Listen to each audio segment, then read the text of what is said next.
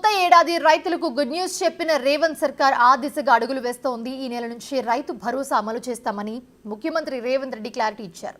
పంట వేసినా వేయకున్నా సాగు యోగ్యమైన భూములన్నిటికీ కూడా రైతు భరోసా ఇస్తామని స్పష్టం చేశారు ఆయన.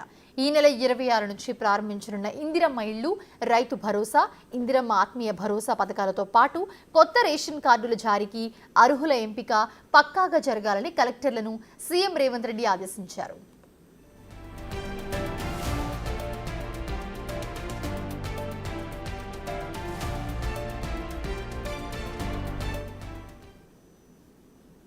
ఈ నెల 11 నుంచి 15 లోగా ఈ పథకాల అమలుకు అవసరమైన గ్రౌండ్ వర్క్ పూర్తి చేయాలని చెప్పారు.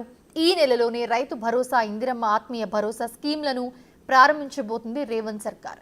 రైతు భరోసా, ఇందిరమ్మ ఆత్మీయ భరోసా పథకం అమలు కోసం కావాల్సిన నిధులను ప్రభుత్వం ఇప్పటి నుంచే రెడీ చేసుకుంటూ ఉన్నట్లుగా తెలుస్తోంది. అయితే రాష్ట్రంలో భూమి లేని రైతు కూలీలు 11 లక్షల మంది ఉన్నట్లుగా ప్రభుత్వం తీసిన లెక్కలో తేలింది. వీరందరికీ ఈ నెల 26న ఇందిరమ్మ ఆత్మీయ భరోసా స్కీమ్ కింద ఈ సీజన్ కోసం ఆర్థిక సాయం అందించనున్నారు.